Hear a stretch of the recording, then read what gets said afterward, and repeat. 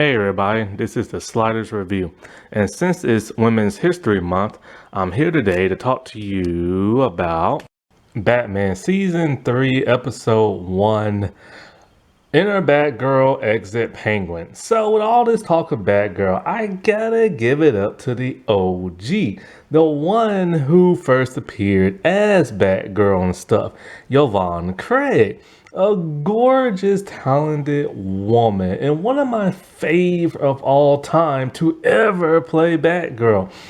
And so, it's ironic because I just now realized something.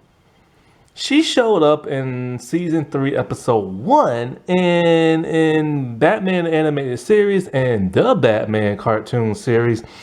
Batgirl made her first appearance in season 3 of both series, episode 1. That is insane. And so, of course, she made the iconic purple suit very popular and stuff. And, she was introduced to help bring in a new audience and stuff. Instead of old men, they wanted like younger men, and they wanted more girls watching the show. And she proved to be like very popular amongst the fandom to where, unbeknownst to them, they actually received a season 4 order. But because I think they got canceled at first. And then, so they destroyed all the props and everything. And then I think somebody else bought them out. And then they got like a season 4, but they couldn't do it because, all the stuff was gone and stuff. And so she did prove to be popular and not that of a ratings killer and stuff. But sadly, when they had her on there, because this is the 1960s and everything, they had her being as girly as possible. She wasn't even allowed to punch nobody. She had to like give them like a dainty kick, and she had to do it while sitting on top of like just something and then like kick them. And what's even more degrading is the dialogue they gave her at times. Like at times the dialogue they gave her made her seem like a helpless young girl. Sometimes they give her like a fiery attitude. But other than that, she'll be like apologizing to a man or something like that. Because you know how it was in the 1960s. Oh, we can't have a woman like doing this and talking down to a man.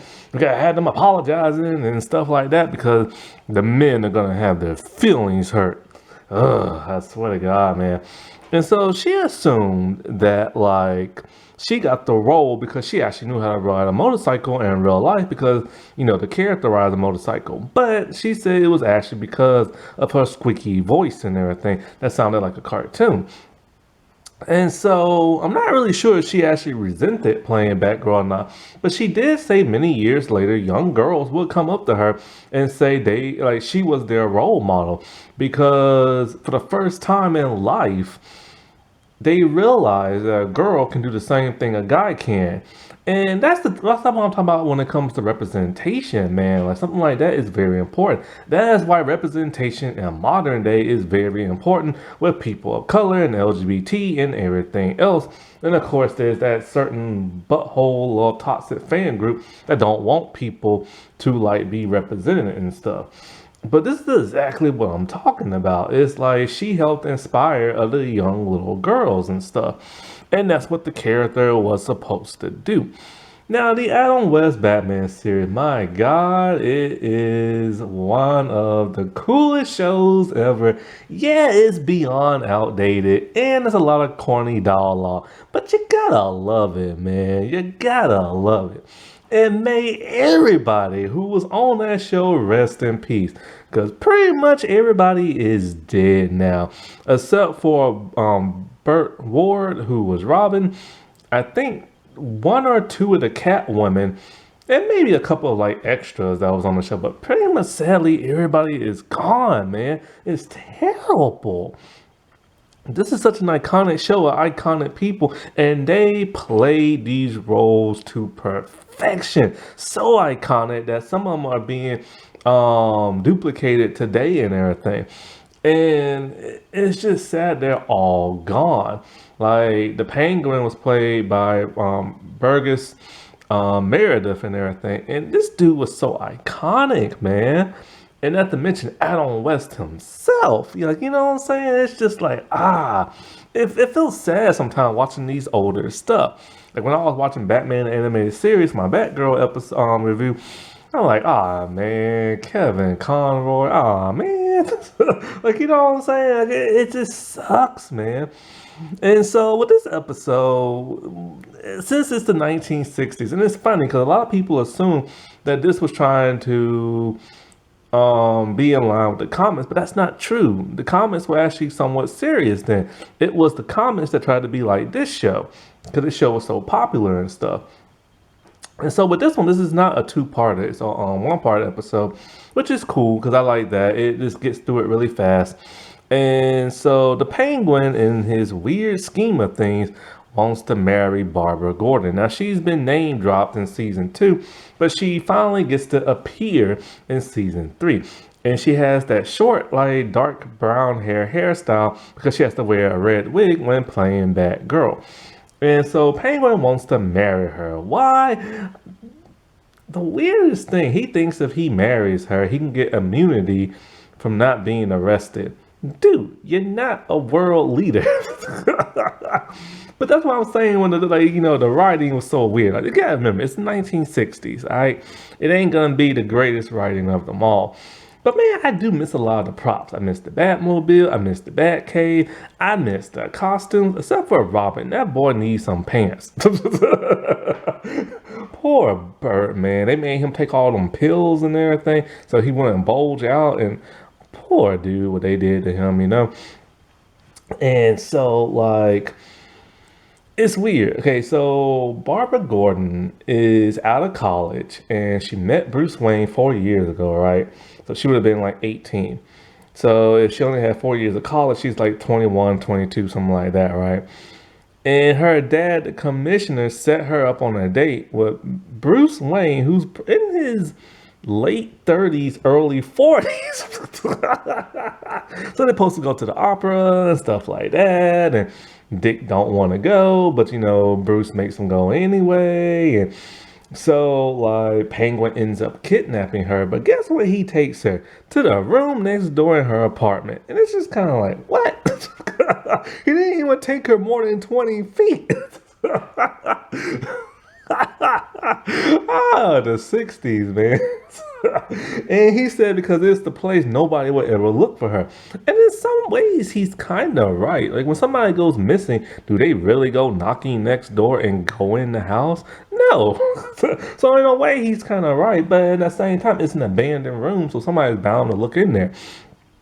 And so her father and Police O'Hare shows up. I never understood why they used him and not Bullock. But then what's really weird in this show is you never find out why. Like, why did Batman become Bruce Wayne? And why did, Robin become, or Dick Grayson become Robin? It was never explained in this show. So I was always confused when the Tim Burton movie came out and like the animated series. I'm like, oh wait, the parents are dead? And so it never explained why this version of Batgirl became Batgirl. Like, never. And so, like, as O'Hara and Gordon are talking, they deduce that she's been kidnapped and everything. So, of course, they call Batman and he rushes on over. Now, can't nobody hear them talking next door? Even when they use their guns to shoot up like a statue or a cardboard cutout of Commissioner Gordon, they still can't hear that. Like, what the world, man? So he needs to get married and he needs that of a pastor. So Alfred's not there because he's with the pastor just talking about church stuff. And Alfred, it's funny, like, he plays like a British guy, but he's actually Kiwi. He's from New Zealand. And I found this out because his grandson or great grandson or whatever you call it was the Red Power Ranger in Power Rangers Dino Thunder. And I was like, holy crap, that's cool. This Alfred is tall, man, and smart. So when he finds out, like, why the goons who have the word henchman written on this shirt. Oh boy, I love this show. He finds out that they need the pastor to wed Barbara Gordon. So he pretends to be the pastor to save the pastor. That's some smart thinking right there. And so they take him. And so they put him in the room with Barbara, but by this time she's already escaped the ropes. Don't know how, but she did because she's clever like that, resourceful. And then this was the weird part. The dialogue for her has always been so weird. She tells Alfred, "Oh no, don't tell my secret," and blah blah blah and stuff like that. And he's like, "What are you talking about?" And so she just jumps out the window and she goes next door. And then all of a sudden she presses a button, and then the wall turns around, and there's her costume and stuff. How did she build all that? Nobody knows. So she shows up as Batgirl and throwing some kicks, and then here comes Batman and Robin. I used to love when they used to fight, man. It was a slugfest. So they whooping everybody's behind and everything. And so she leaves out the window, and Batman tries to open the door to get to Alfred.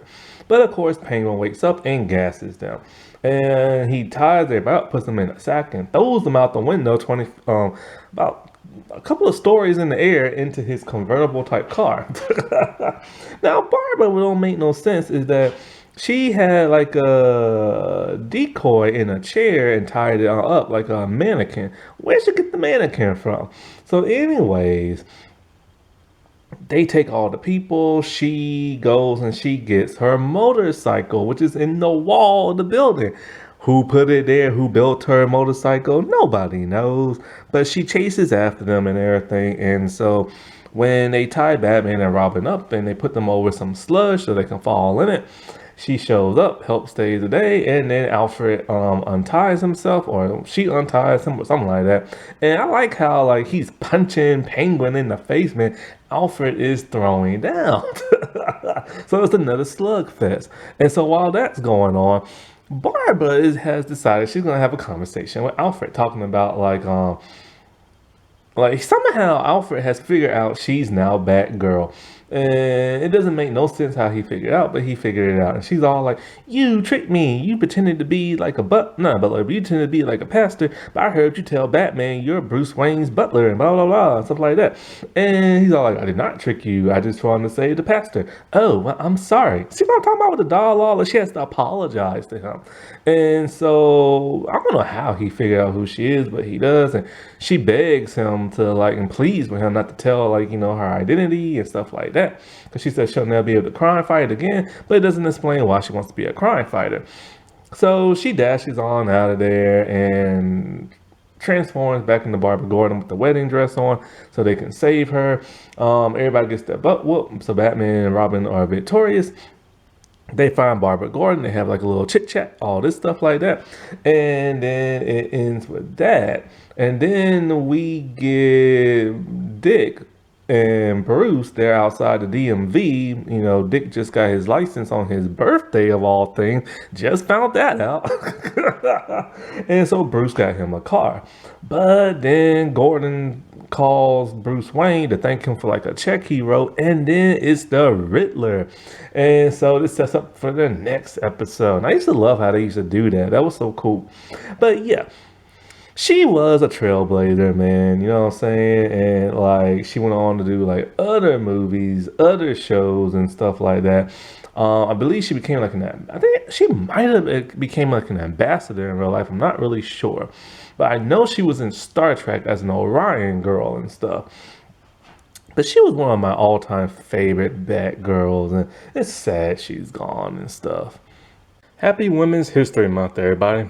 All right, I'll talk to you later. Bye.